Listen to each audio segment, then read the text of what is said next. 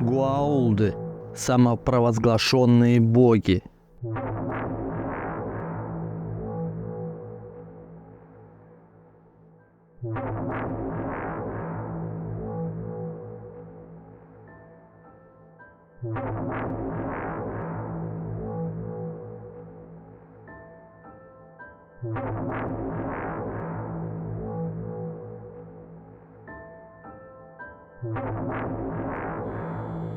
Нирти – символ, бабочка, но сама носила знак огня.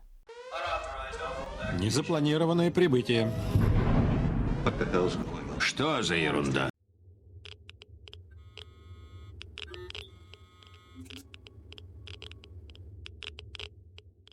Нирти известна как Гуаулт, одержимый созданием Хоктар, усовершенствованного человека, идеального хозяина, который должен обладать множеством способностей, включая телекинез и телепатию. Вплоть до своей смерти она не прекращала экспериментов. Еще во времена правления Ра, когда Земля была столицей империи, Нирти имела владения на территории современной Индии. Ее мало интересовали политические игры или мощь собственной армии. Она была увлечена изучением людей и тем, как можно улучшить их физические способности как хозяев.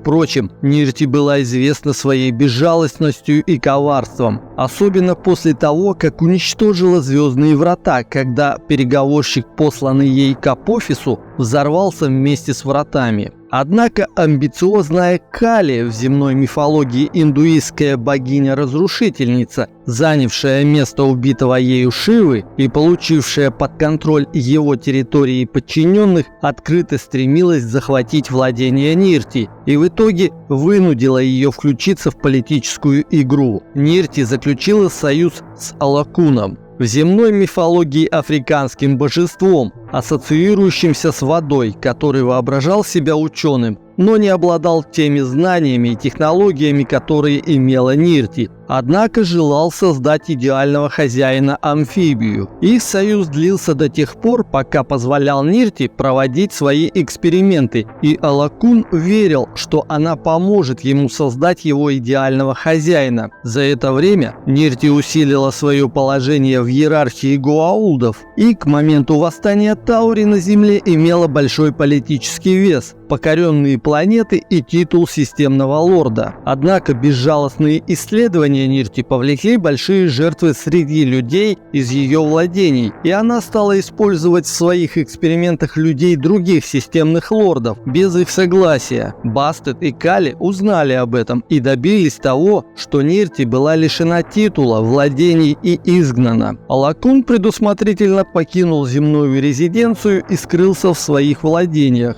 Однако к этому времени империя Гуаулдов была огромна, и Нирти без труда находила человеческие популяции для проведения экспериментов, потому что создание Хоктар было всем, что имело для нее значение. В своих путешествиях она встретилась с Лили, также известной как Нин-Лиль или создательница Лилин, ученым из числа древних, которая изучала рейфов в галактике Пегас до исхода древних оттуда. Вопреки запрету древних, Лилит продолжила работу с клонированными образцами рейфов, соединяя их ДНК с ДНК людей и древних уже в лабораториях на Земле, намереваясь создать расу, которая будет противостоять неизбежному вторжению Арай. Неизвестно, была ли Нирти помощницей Лилит и так получила ее знания, или взяла в качестве хозяина, чтобы получить ее знания о генетике, прежде чем убила. На пути к своей цели она не останавливалась ни перед чем, даже убивала жителей отдельных планет,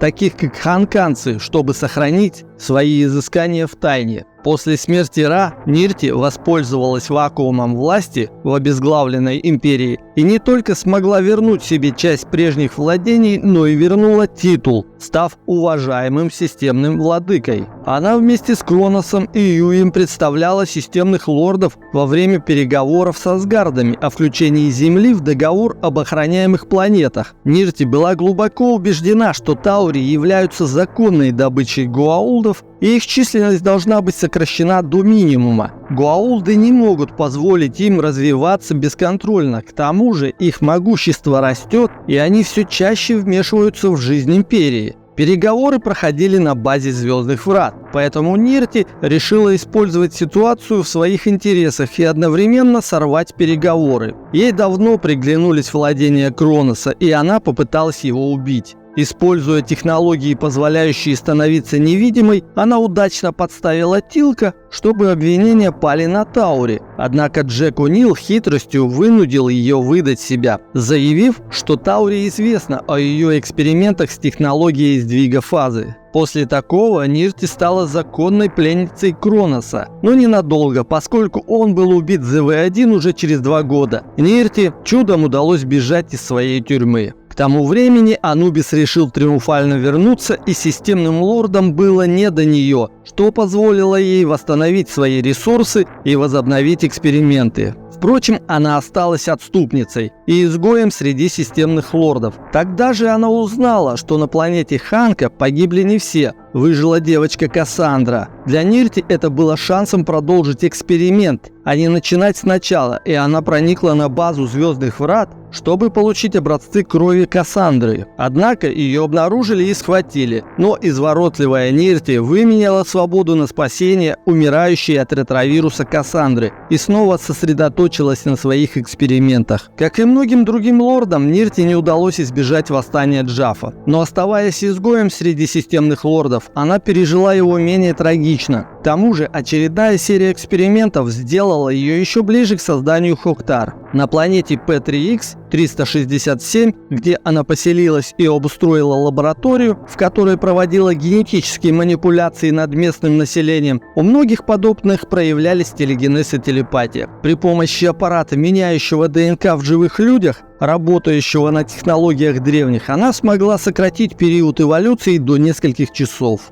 Однако Таури снова помешали Нирти. Сначала планету с разведывательной миссией посетила русская команда ЗВ-4 и увела с собой одного из подопытных. Затем на планету прибыли ЗВ-1 и ЗВ-4, когда узнали, что планета находится под властью Нирти. Они рассчитывали, что немногочисленные Джафа, оставшиеся верными ей, не смогут дать отпор, а местные жители с радостью примут свержение Нирти. Однако для местных она была богиней-защитницей, которая о них заботится и лечит от обрушившейся на них чумы, и встретили Таури как врагов. Впрочем, несмотря на то, что Таури были пленены, им удалось внести раздор между жителями планеты и Нирти. Когда правда о ее экспериментах и намерениях открылась, один из них, наделенный телегенезом, в гневе убил ее.